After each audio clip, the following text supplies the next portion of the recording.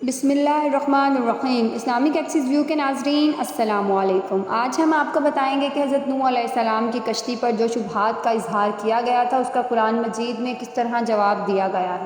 حضرت نوح علیہ السلام کی کشتی جودی پہاڑ پر آ کر ٹھہر گئی تھی۔ 1977 میں ترکی کے ایک پہاڑ پر کچھ مہم جوؤں نے اس کشتی کو دریافت کیا۔ اخبارات میں اس کی تصاویر شائع ہوئیں تو یہودیوں، عیسائیوں اور ملحدین کے درمیان ایک نئی بحث چھڑ گئی۔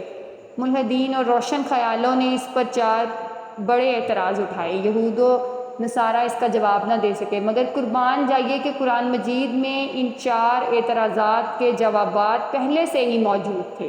پہلا اعتراض، بغیر کسی ٹیکنالوجی کے 6000 سال قبل ایسی عظیم الشان کشتی بنانا کیسے ممکن ہوا جو اتنا وزن اٹھا کر لمبے عرصے تک سمندر میں سفر کرتی رہی؟ اس کا جواب قرآن مجید کی آیت کا ترجمہ کچھ یوں ہے: اور ہم نے اسے تختوں اور کیلوں والی کشتی پر سوار کر لیا۔ تحقیق کے بعد اس کشتی سے دھاتی کیلوں اور تختوں کے آثار ملے ہیں۔ کیلوں اور تختوں کی وجہ سے ہی یہ ممکن ہوا۔ اللہ جل شانہ نے نوح علیہ السلام کو اس کا علم عطا فرمایا تھا۔ دوسرا اعتراض، اس زمانے میں اتنی بڑی کشتی کیسے بنائی جا سکتی تھی جس میں دنیا بھر کے جانوروں کے جوڑے سوار ہوئے؟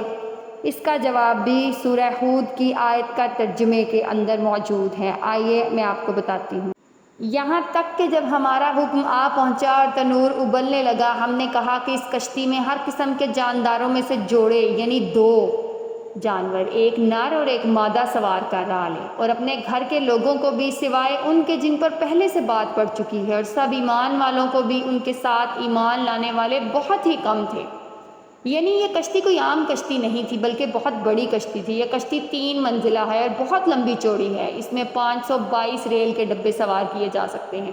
25,000 جانوروں کی گنجائش موجود ہے، اس لیے اتنے جانوروں کا سما جانا بالکل درست ہے۔ تیسرا بڑا اعتراض، اتنی بڑی کشتی اتنے عظیم طوفان میں بغیر لنگر کے کیسے تیر سکتی ہے؟ قرآن پاک کی سورہ ہود کی آیت کا ترجمہ کچھ اس طرح ہے: حضرت نوح علیہ السلام نے کہا، اس کشتی میں بیٹھ جاؤ، اللہ ہی کے نام سے اس کا چلنا اور ٹھہرنا ہے، یقیناً میرا رب بڑی بخشش اور بڑے رحم والا ہے۔ حیرت انگیز طور پر جس پہاڑ پر یہ کشتی ٹھہری ہے، اس کے نیچے وادی میں چٹانوں کے نیچے بڑے بڑے لنگر دریافت ہوئے ہیں، وہ اسی کشتی کے لنگر ہیں۔ چوتھا بڑا اعتراض، ایک لکڑی کی کشتی اتنے لمبے عرصے تک ایک پہاڑ کی چوٹی پر کیسے باقی رہی؟ اس کا جواب سورہ قمر کی آیت نمبر 15 میں ہے۔ ترجمہ: اور ہم نے اسے اہل دنیا کے لیے اپنی قدرت کی نشانی بنایا ہے، تو ہے کوئی نصیحت حاصل کرنے والا؟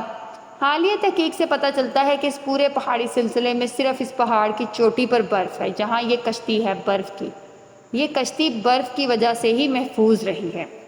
ناظرین، اگر آپ کو ہماری یہ ویڈیو پسند آئی ہے تو اسے لائک شیئر ضرور کیجیے اور ہمارے چینل اسلامک ایکسس ویو کو سبسکرائب بھی ضرور کیجیے۔ جزاک اللہ۔